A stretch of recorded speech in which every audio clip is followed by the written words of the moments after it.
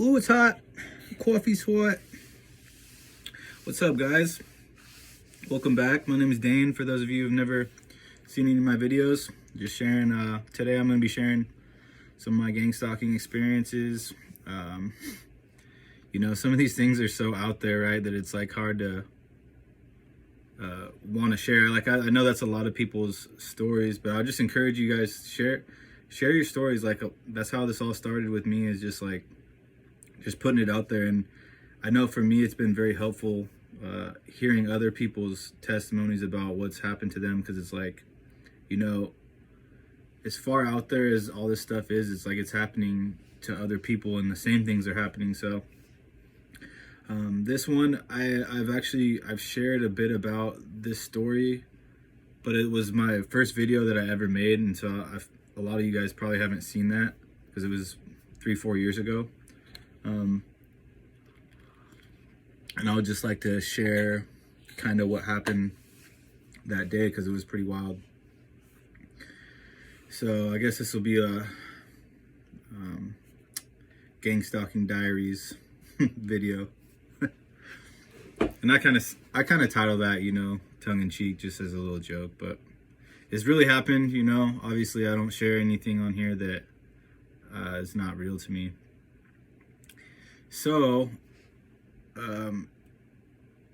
the setting was, I was on the street. It was about 5 years ago. My life had very recently took an all-time plummet.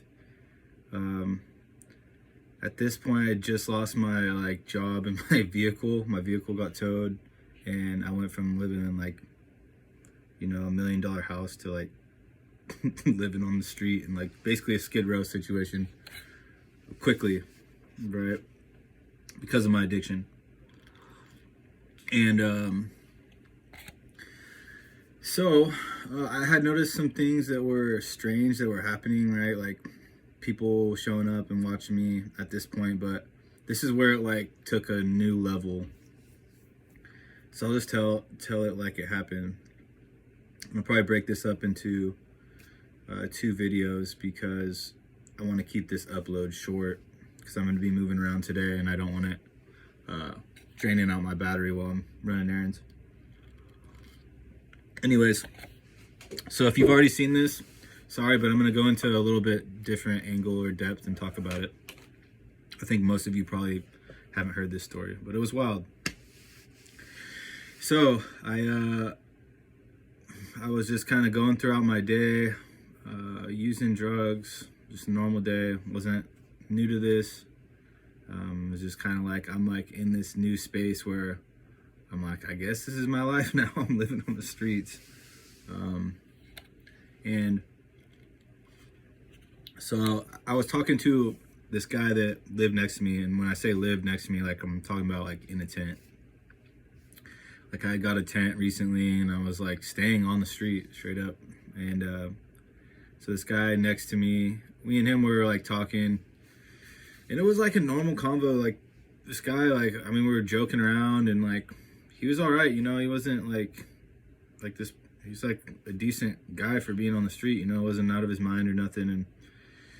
And I was we had just been chopping it up and talking for a bit, and I was hey, I'll be right back, I'm gonna go to the bathroom. He's all right, cool. So I go to the bathroom, and I come back 5 minutes later, and this is where stuff got weird. I'm walking back, I don't notice nothing out of the ordinary. Ooh, man, this gives me chills still thinking about all this. All right, so I'm walking back, and then the first thing I notice is dude is standing. He's standing up, and he has his doormat to his tent in his hand, and he has a fire stoker. The things with the little pointer on it that you grab logs. It's got kind of a little arrow hook like this. You can grab the log and move it around, poke stuff in the fire. He had one of those for some reason, and he had his mat in his hand, and he was beating the dust off this mat, but it wasn't a little tap. It was hard and super fast. And I'm just what the heck? This guy's tweaked out, And but again, I just had normal conversation with this dude, so I'm watching his hands and him just go super hard on this thing, and I'm just thinking, why is he like so aggressive with this? Like it was strange. And so like that's the first thing I noticed when I'm walking back, and I'm like walking towards him, but that catches my eye, and I'm just watching his hands in this mat. And when I looked up, this is like, it like took my breath away, because like I looked up, and this guy, he was like, his body's like faced a little bit like not directly towards me, it's like this, you know. And then or I guess it'd be the other way, but his eyes were on me as he's doing this, like he's beating this thing in. The crazy thing was, you know, I looked at him, and like I said, it immediately took my breath away because of the look in his eyes. Like, and it's hard to describe, but there's no way for a person to look like this, like if he was like acting or whatever, you know. So this is what I realized, there's something like spiritual going on. Like when I looked into his eyes, it was almost like murder and malice and hatred like personified in his eyes, though. It was so, and I know that might not make that much sense, but like I've seen people angry, right? But this isn't, there's like a different level of like hatred in his eyes. And he was looking at me while he's beating this thing, and it was like he was conveying the message of like, this is you, you know, through his eyes.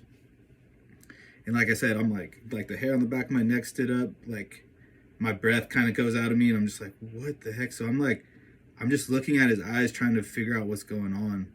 I don't notice anything else at first. Like I'm just staring at him, and it's just kind of like he's looking at me, and then I'm looking at him.